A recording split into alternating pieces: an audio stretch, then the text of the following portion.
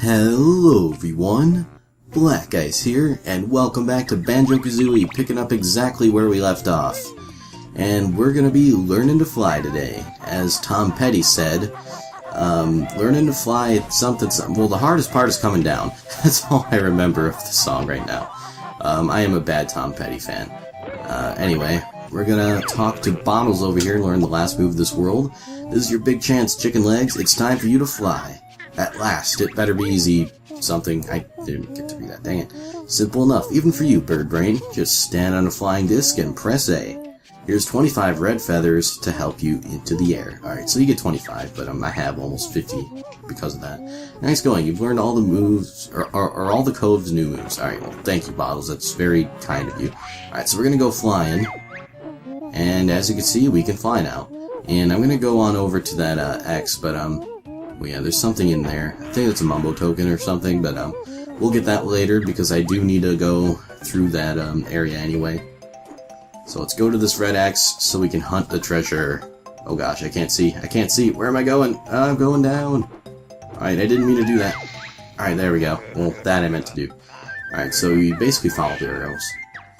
And the treasure chest guy says to follow them if you're looking for gold, and it just so happens that I am, although the gold I am looking for is in the form of golden puzzle pieces, also known as jiggies. Alright, so there's another X. So, we gotta go pound on that X and then see what that has in store for us. I missed, dang it. Alright, so we got another arrow out of the deal. Whatever, that's fine. Arrows are good as long as they... Okay, we got another one. So as long as they lead us in the direction of treasure, I'm pretty much okay with whatever happens here. And, oh, there we go. Got that one. And there's a Shark Food Island over there. Move the camera. Yeah, there. Right in the center, pretty much there. That I mentioned in the other video. That's Snacker's Island. That'll play an important part in the game, actually. I'll talk about that again a little bit later, but at least in this episode, so not completely holding out on you guys anymore. So, let's go grab that, go in this direction, because that is where the arrow told us to go, and we're gonna go on over here to this X, and, oh yeah, by the way, I'm pressing A to fly a little bit higher. It costs 1 red feather each time. What? Ha, you'll never find me now. Surely, I will never, ever find you. Oh, okay. Well, isn't this interesting? Ha, gotcha. Getting better at getting those guys. I'm not usually very good at it. Yikes, please open me gently. And by gently, I mean I'm gonna destroy you. Ha ha ha. To get my jiggy. There we go. So that is number 6 in the world. Again, I'm not really sure where the other ones are. I'm just gonna go for what I know first, though. I'm gonna try my best not to need a guide for this game. I probably don't need a guide for this game, to be honest. I mean, I remember most of this game, basically. It's not a whole lot in this game that I don't remember. Oh, I completely missed. That was very stupid on my part. No, get away from Snacker. Get away from Snacker. Okay, we got away from him. Oh, right there. Okay, that was a little bit close. So I need to go this way. I do need to get in that chest, but, obviously the approach I had there was not very great.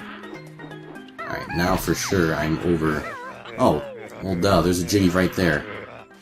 That was the one I was forgetting about, because this one is very, very easy. Oh, and I missed a funny joke there. He said, "This is Grunty's booty, touch it if you dare." Dang it. Oh man, if you've read the dialogue there, you'll get a laugh out of that, but, oh, I missed it. I remember that too from just, you know, when I first played this game, and I'm like, oh, I can't wait to show this in the LP, and then of course I miss it because I'm like, where's all the jiggies? Alright, so I remember where the rest of them are now. So we're gonna go on this way, and as you can see, there's a note here with a staircase. Oh, I was gonna try to just fly up the staircase, because then I'll, like, appear up here flying. I think that's how it works. Alright, these trees, I believe, have notes in them somewhere. Or maybe not. Maybe, yeah, actually, all the notes are along this spiral thing that I'm gonna have to, traverse. There are shortcuts you can take on the spiral thing, but I wouldn't recommend them just because of, well, if you take them, you can skip notes, which I found out the hard way a while ago. Alright, I'm just gonna hold R down so the camera is always behind me. Oh, and there's another Jinjo. Come on, camera, behave. There we go, see? He's in that tree there, so we'll get him on the way down. Just gotta remember he's there. Alright, yeah, so there's some notes up here. Will I get enough, though? I'm kind of concerned. I'm gonna just be looking for, whoa, the remainder of the notes here. And around the corner here, we actually have a, well, oh, I hit it, actually. Dang it. Well, that happened, and the reason that happened, though, there's another picture of Grunty right there, so if you pound those down, again, you get, this Mumbo token. You get the things, the jiggies in the, basically the overworld, I guess you could say. Alright, so that'll bring our note total up to 91, which I believe is enough. I may have missed one somewhere. If that's the case, I'll probably just get it off camera if I go to 99. So that's our 8th jiggy, and to get our 9th, we're going to have to go get that Jinjo. So hopefully okay, good, I hovered at the right point. And where is that tree that he's in? I'm trying to look for it here, but wow, the camera is not my friend today. Jeez. Alright, there it is. Alright, yeah, he's not too hard to get to from here, so just fly it. Oh, there we go, we got it. Yay, we saved all the Jinjos. Alright, so that is our 9th jiggy. Alright, and I believe the rest of the notes and the other jiggy are in the same place, but, let's see, what is a good way to get down without dying? Because you can die of fall damage here. Let's go this way. Wow, that guy seemed bigger than the rest of those guys. I don't know if he actually was, but yeah, whatever. We're gonna go this way. Hover, and wow. Okay, so we made it out of the way of Snacker. And by the way, you can actually kill Snacker. You can. It's very difficult, but you can get him with the eggs. And nothing really happens, he'll just come back eventually. So, it's not really worth your time, but I mean, if you hate him because he's just like been harassing you all the time and, you know, he won't leave you alone, then definitely go for it, because it's possible. Alright, and we're gonna go to the last part of this level, which is over here. And we have this guy, whose name is Leaky. Or, I don't think his name's Leaky. Me, Leaky, no good for water.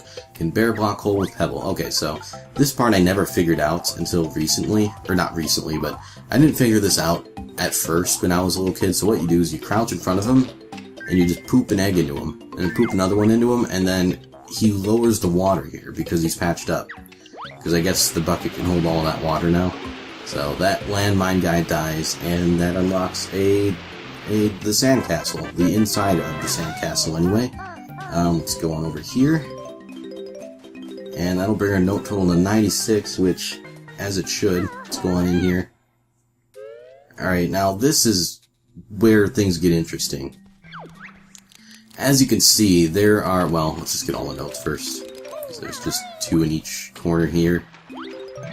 There we go, 100 notes, we did it. Alright, here's where it gets interesting. You see all these letters on the floor? Well, this is actually where you would go to enter cheat codes and such into the game. But for now, it just serves as a puzzle. We have to spell out Banjo-Kazooie as is written on the wall to unlock this area and thus the jiggy. But this guy's not going to make it easy on us. Wonder if I can actually hit him through here. I highly doubt it, but anyway.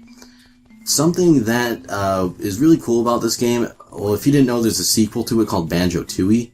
And they implemented something called Stop and Swap. And basically, when you completed this game and got all the jiggies, Mumbo would tell you, I think Mumbo told you, where these secrets were. And you would have to put in certain codes here to actually unlock the secrets. And the code words were very long, like, phrases that no one would ever guess in their right mind. And, by the way, these weren't made apparent that you actually had to do these codes in the game. People actually took years after this game was developed to figure it out. And I'll just continue as I spell out Banjo-Kazooie here. Yeah, it took years for them to figure it out, and basically what Stop and Swap is when you get these secrets in this game, when you get the secrets in this game, you can use them to unlock things in the sequel, and the way you would do that is by using the Stop and Swap feature, which basically means you take this game out of your Nintendo 64 and put the sequel to it, Banjo-Tooie, inside the Nintendo 64, and basically the content would somehow like transfer over. I don't know how that ended up working, but or how they planned it for it to work, but it never really ended up working because the Nintendo 64s received an update which didn't allow for that to happen, because basically there was like, with the stop and swap thing initially, it gave you like a 10-second window, and or maybe even a little bit more than that. Well, anyway, I mean, you had it. Wow, how did that even happen? Weirdo.